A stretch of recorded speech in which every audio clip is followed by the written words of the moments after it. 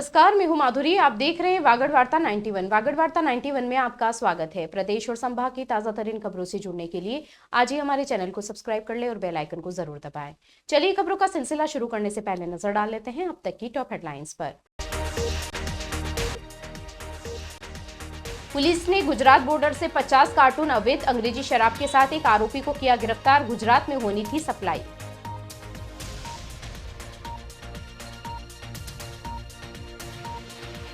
बीस दिन से फरार था पोक्सो केस का आरोपी। डूंगरपुर पुलिस ने गुजरात बॉर्डर से दबोचा।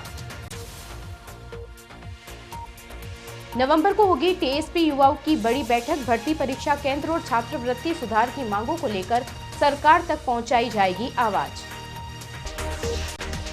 बांसवाड़ा क्रिकेट संघ द्वारा आयोजित मानगढ़ क्रिकेट कप के चौथे सीजन में प्री क्वार्टर फाइनल मुकाबलों का आगाज हो चुका है। 16 टीमें इस दौर में जगह बना चुकी है और शहर के दो अलग अलग मैदानों पर रोमांचक मेल खेले जा रहे हैं। एमबीसीबी मैदान पर पहला मैच शीतल नाथ ज्वेलर्स और स्टार 11 के बीच हुआ, जबकि हरदेव जोशी रंगमंच मैदान पर भी महत्वपूर्ण भिड़ंत जारी है। टूर्नामेंट आगे क्वार्टर फाइनल से फाइनल तक नाइट मोड में और रोमांचक होने की सूचना मिली है। बांसवाड़ा क्रिकेट संघ द्वारा आयोजित मानगढ़ क्रिकेट कप सीजन 4 अब अपने सबसे रोमांचक मोड़ पर पहुंच चुका है। प्री क्वार्टर फाइनल राउंड की शुरुआत होते ही क्रिकेट प्रेमियों में उत्साह का माहौल देखने को मिल रहा है। कुल 16 टीमें इस चरण में पहुंची है और अगले 2 दिनों तक शहर के मैदान जोश, जुनून और जबरदस्त प्रतिस्पर्धा से भरने वाले हैं।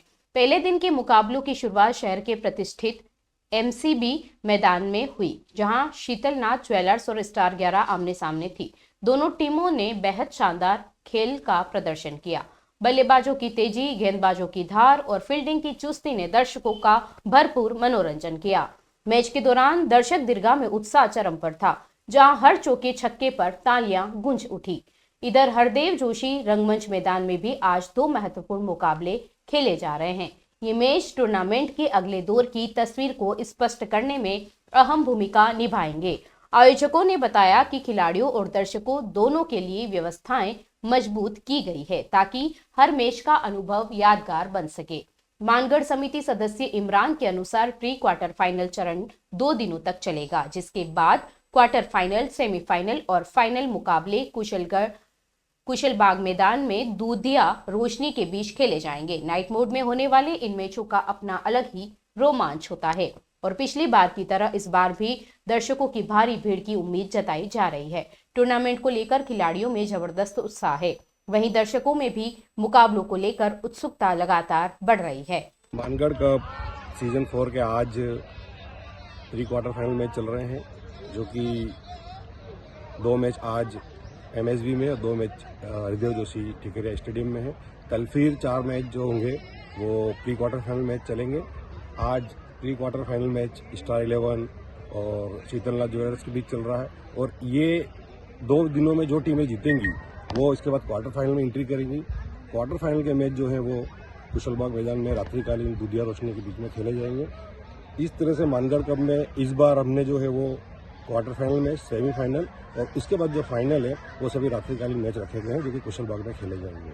डूंगरपुर में पोक्सो मामले में फरार चल रहे आरोपी को पुलिस ने आखिरकार 20 दिन बाद गिरफ्तार कर लिया। आरोपी वारदात के बाद लगातार छिपता फिर रहा था और गुजरात भागने की फिराक में था, लेकिन पुलिस की सतर्कता और लगातार की जा रही तलाश के चलते उसे गुजरात बॉर्डर से पकड़ लिया गया। पुलिस अब आरोपी से पूछताछ कर मामले की अगली कड़ियों की जांच कर रही है। डूंगरपुर जिले में पोक्सो एक्ट के एक मामले में पुलिस को बड़ी सफलता मिली है। पिछले 20 दिनों से फरार चल रहे आरोपी महेंद्र उर्फ गुट्टा को पुलिस ने गुजरात बॉर्डर से गिरफ्तार कर लिया। मामला 23 अक्टूबर का है, जब 13 वर्षीय नाबालिग पीड़िता ने अपने परिवार के साथ थाने में उपस्थित होकर दुष्कर्म की रिपोर्ट दर्ज करवाई थी। पीड़िता ने बताया कि 21 अक्टूबर की शाम वह किराना दुकान से सामान लेकर घर लौट रही थी। रास्ते में देवा आमलिया के घर के पास आरोपी गुटा उसका पीछा करने लगा। मौके का फायदा उठाते हुए उसने उसे सुनसान जगह ले जाकर मुंह दबाया और 2 बार जबरन दुष्कर्म किया। विरोध करने पर आरोपी ने पीड़िता को जान से मारने की धमकी भी दी। डरी-सहमी बच्ची घर पहुंचकर तत्काल अपने माता पिता को पूरी घटना बताई, जिसके बाद मामला 84 थाने में दर्ज हुआ। वारदात के बाद से ही आरोपी गांव से फरार हो गया था और लगातार लोकेशन बदल रहा था। जिला पुलिस अधीक्षक मनीष कुमार के निर्देश पर अतिरिक्त पुलिस अधीक्षक अशोक मीणा एवं वृत्त अधिकारी सिमलवाड़ा मदनलाल के सुपरविजन में विशेष टीम बनाई गई। थाना अधिकारी रमेश कटारा के नेतृत्व में टीम ने तकनीकी विश्लेषण, मुखबिर सूचना व लगातार दबिशों के आधार पर उसकी तलाश जारी रखी। पुलिस को सूचना मिली कि आरोपी गुजरात की ओर भागने की कोशिश में है।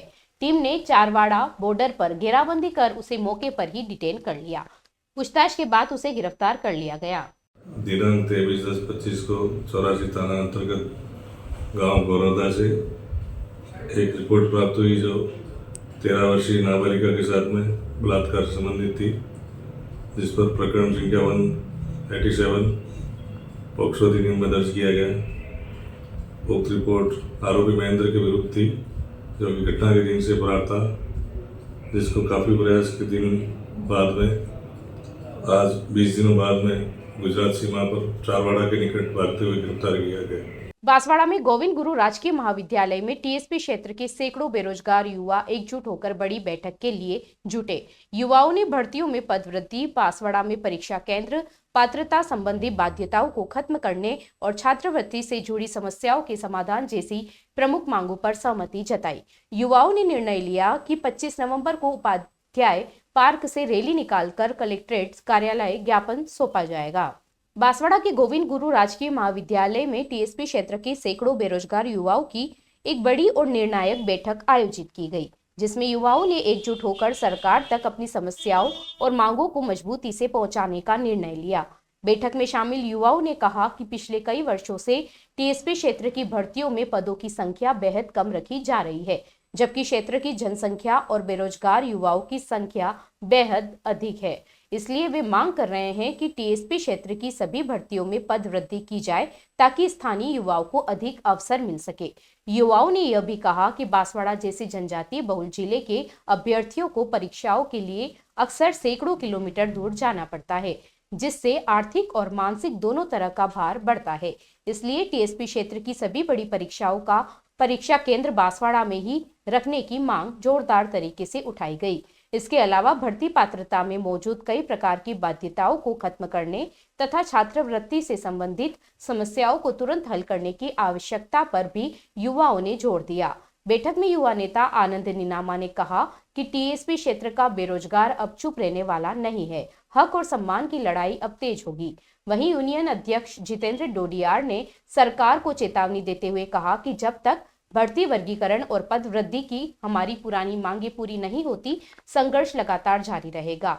लंबी चर्चा के बाद सर्वसम्मति से निर्णय लिया गया कि 25 नवंबर को बांसवाड़ा के उपाध्याय पार्क में एक विशाल जनसभा आयोजित की जाएगी। इसके बाद शांतिपूर्ण रैली के रूप में हजारों युवा कलेक्ट्रेट पहुंचकर जिला प्रशासन को अपना विस्तृत ज्ञापन सौंपेंगे। युवाओं का कहना है कि आंदोलन सिर्फ रोजगार नहीं बल्कि टीएसपी क्षेत्र की पहचान, अधिकार और सम्मान की लड़ाई है। आज समस्त बेरोजगार युवाओं के साथ में श्री गोविंद गुरु राजकीय महाविद्यालय में हमने एक महत्वपूर्ण बैठक रखी, जिसमें टीएसपी क्षेत्र में विभिन्न जो भर्तियां निकलती है उसमें पदों को वर्गीकरण को लेकर यहाँ बांसवाड़ा जिले में सेंटर दिया जाए प्रत्येक भर्तियों का, उसको विभिन्न ऐसी 11 सूत्री मांगों को लेकर 25 नवंबर वार मंगलवार को हमने उपाध्याय पार्क में एक रैली का आयोजन किया जाना है, जिसको लेकर आज समस्त बेरोजगार युवाओं ने एक संदेश दिया है कि उस दिन हम जिला कलेक्टर महोदय को ज्ञापन देकर मुख्यमंत्री तक हमारी आवाज को बुलंद करेंगे और पहुंचाएंगे।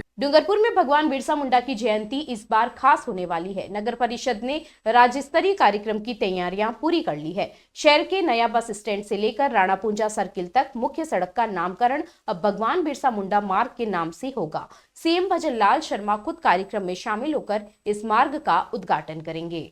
डूंगरपुर नगर परिषद भगवान बिरसा मुंडा की जयंती को ऐतिहासिक बनाने की दिशा में पूरी तरह तैयार है। नगर परिषद द्वारा आयोजित राज्य स्तरीय कार्यक्रम को लेकर अधिकारियों और पार्षदों की बैठक आयोजित की गई, जिसमें सभी व्यवस्थाओं का बारीकी से निरीक्षण किया गया। शहर के नया बस स्टैंड से लेकर सदर थाना चौराहा होते हुए राणा पुंजा सर्कल तक की मुख्य सड़क को अब भगवान बिरसा मुंडा मार्ग के नाम से जाना जाएगा। नगर परिषद सभापति अमृत कलासुआ ने बताया कि आदिवासी समाज के गौरव भगवान बिरसा मुंडा के नाम पर सड़क का नामकरण करना पूरे शहर के लिए सम्मान की बात है।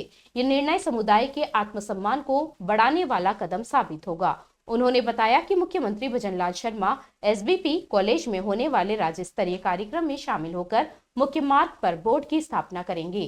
कार्यक्रम के स्वागत के लिए नगर परिषद के 40 पार्षदों द्वारा विशेष तैयारियां की गई है। मुख्यमंत्री का 101 किलो के हार से स्वागत किया जाएगा। शहर में कार्यक्रम को लेकर उत्साह का माहौल है और आमजन भी नए मार्ग नामकरण को लेकर गर्व महसूस कर रहे हैं। नगर परिषद डूंगरपुर में काफ़ी उत्साह का माहौल है, क्योंकि राज्य स्तरीय कार्यक्रम जनजाति गौरव दिवस डूंगरपुर में आयोजित किया जा रहा है और स्वयं राज्य के यशस्वी मुख्यमंत्री भी यहाँ पे पधारने वाले हैं। इसको लेकर के सारे नगर में एक उत्साह का वातावरण तैयार हो गया है और सारे पार्षद और जनप्रतिनिधि मिलकर के नगर में सारे लोगों को एकत्रित करके और इसका भव्यता देंगे। इसी के अनुरूप डाइट से लगा करके राणा कुंजा मार्ग है, उसको भगवान बिरसा मुंडा मार्ग के रूप में भी हमने प्रस्तावित कर दिया है और उसके लिए उद्घाटन की पट्टिका भी माननीय मुख्यमंत्री जी कराएंगे। और इससे पहले भी हमने हमारा एक सभा कक्ष था, उसका नाम भगवान बिरसा मुंडा सभा कक्ष रखा है। उदयपुर अहमदाबाद हाईवे पर पुलिस ने अवैध शराब तस्करी के खिलाफ बड़ी सफलता हासिल की है। रतनपुर बॉर्डर पर चल रही नाकाबंदी के दौरान पुलिस ने सैनिटरी पैड के कार्टन की आड़ में ले जाई जा रही अवैध शराब जब्त की है। शराब हरियाणा निर्मित बताई जा रही है। खास बात यह है कि ट्रक में चालक सीट के ऊपर एक गुप्त केबिन बनाया गया, जिसमें पूरी खेप छुपाई गई थी। पुलिस ने एक तस्कर को गिरफ्तार कर ट्रक को जब्त कर लिया है।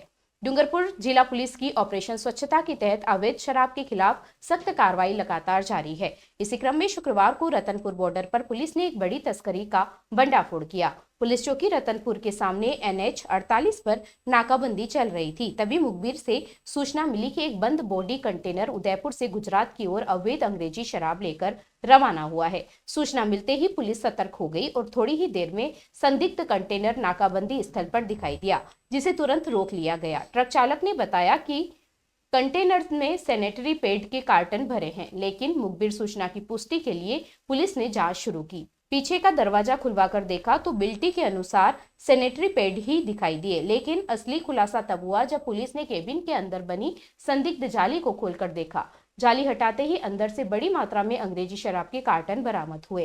पुलिस ने एक एक कर कुल 50 कार्टून बाहर निकाले। सभी कार्टनों पर फॉर सेल ओनली हरियाणा अंकित था। बरामद शराब की अनुमानित कीमत 5.25 लाख रुपए आंकी गई है।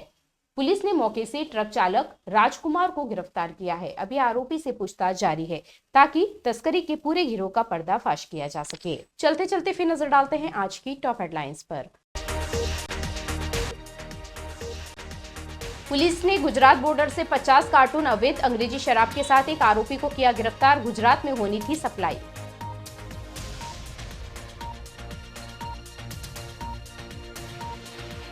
बीस दिन से फरार था पोक्सो केस का आरोपी। डूंगरपुर पुलिस ने गुजरात बॉर्डर से दबोचा।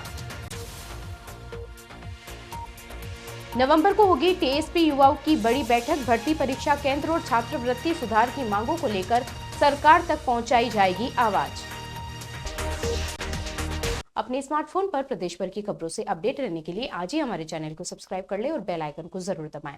फिलहाल इस बुलेटिन में इतना ही। अब दीजिए इजाजत माधुरी को। आप बने रहिए वागड़ वार्ता 91 के साथ। नमस्कार।